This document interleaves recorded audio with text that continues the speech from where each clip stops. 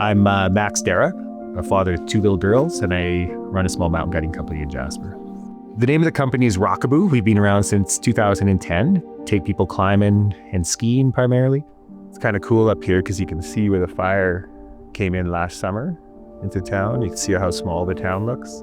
But that whole side of the mountain there, that was all on fire. And there was a fire that started near Athabasca Falls, a lightning strike. It was identified very quickly as a dangerous fire. The forest conditions were dry, the weather forecast had been dry. As the fire was moving towards Jasper, the decision was made to evacuate. So it crossed the perimeter of town and did take a run through the residential area. We did lose our shop. We lost a vehicle and we lost some equipment. But throughout all that, there is also a constant thread of gratitude for what we have left. That, along with the inspiring fact of humans and how resilient we are, and how actually when things get really difficult, it does it does expose a part of us that we don't always get to see. The part that steps up in hardship, the part that survives, the part that cares.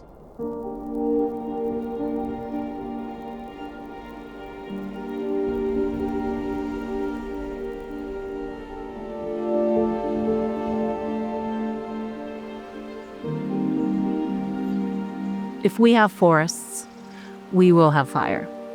My name is Matricia. I have a business called Warrior Women Incorporated, and I do a variety of plant foraging, fireside chats, tea ceremonies. Traditionally, fire is basically one that kept us alive. It was a gift from the Creator. It was given to us so that we could make a living in the harsh winter. Indigenous people were nomadic. Traditionally, if there was a fire, you could pack yourself up and move away. Fire is like medicine, muskegee. And when we did traditional burnings, it was a way of moving bison or different ungulates into a different area. It was a way of regenerating the forest so that the trees could regrow. We dosed out the fire, sort of like how we dose out medicine in order to keep the landscape alive.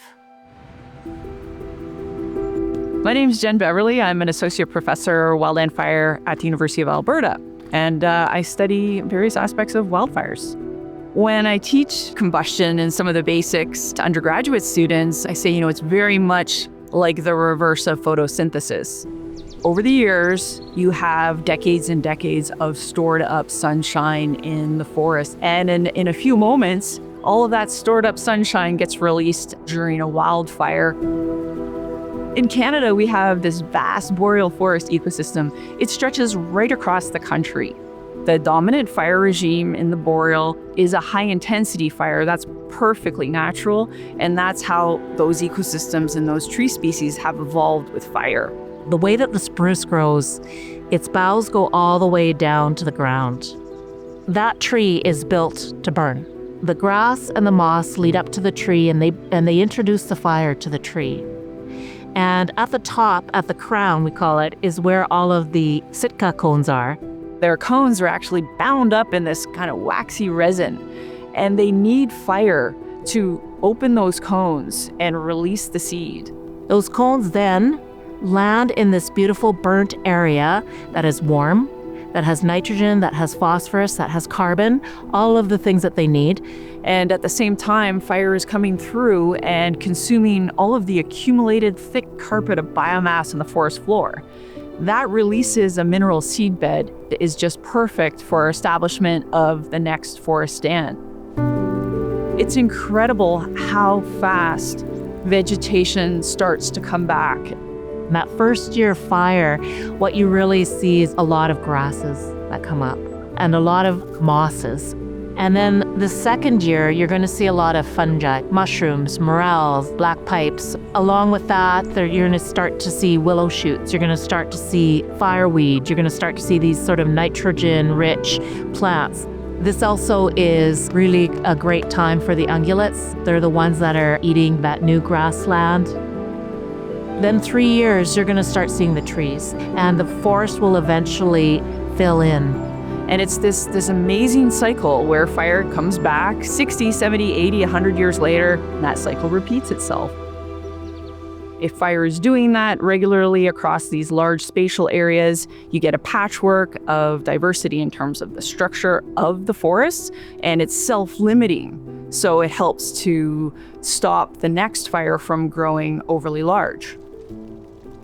We know that climate change is influencing fire activity. We can see it in the data, but Alberta is not on fire everywhere all the time. When you hear about fire on the news, sensational large fires often impacting communities, you might think that all fires are like that.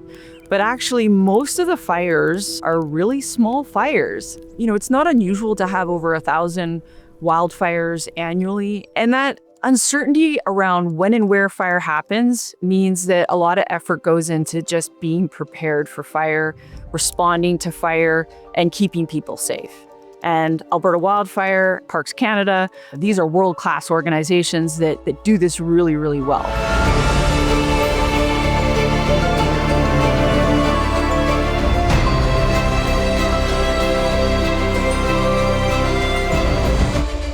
Wildfires are nothing new for us in the province of Alberta. The province has a fire season that runs from March 1st to October 31st. Wildfires in the province are about 63% human-caused and 37% of it's lightning. Recreation-caused fires are one of the larger human-caused issues that we have. Some of them are campfires, so if you aren't extinguishing it before you leave, there's a potential for that to wake up. We do a lot of fire prevention, removing the fire-prone species, ensuring that there's adequate spacing between those treetops, effectively cut blocks. Unusual for a national park, but given the circumstances, it's a necessary measure. But we also have to be ready for when wildfires actually occur. Technology has changed a lot in the last 100 years for us for fire suppression. Back in the day, we would have put people on horseback to try and get out to those fires. Now we're using helicopters to be able to bring crews in. We have satellites where we can get imagery. We have infrared helicopters that come overnight. So that helps us inform tactics better, but then also that helps us communicate to the public all the information that we have. We also use heavy air tankers with bird dogs. They put the suppressant or water on the fire to extinguish it. We'll bring in bulldozers, excavators, and people movers to be able to put in fire guards. I'd argue that there aren't very many communities in Canada that have more resources based right here in the community, ready to go and ready to respond. If you're visiting, the expectation is that we're going to keep everybody safe, and that's what Alberta Wildfire's #1 priority is. The Cree word for home is where the fire burns. I think that is a beautiful way of stating not just where the physical fire is, but where our hearts are on fire for the family that's around us. They're an incredible force of nature. They're a spectacle. If you've ever found yourself captivated by a campfire, it's this inanimate thing that's also alive. We're learning and we're moving forward. The forests are responding by regenerating and growing back.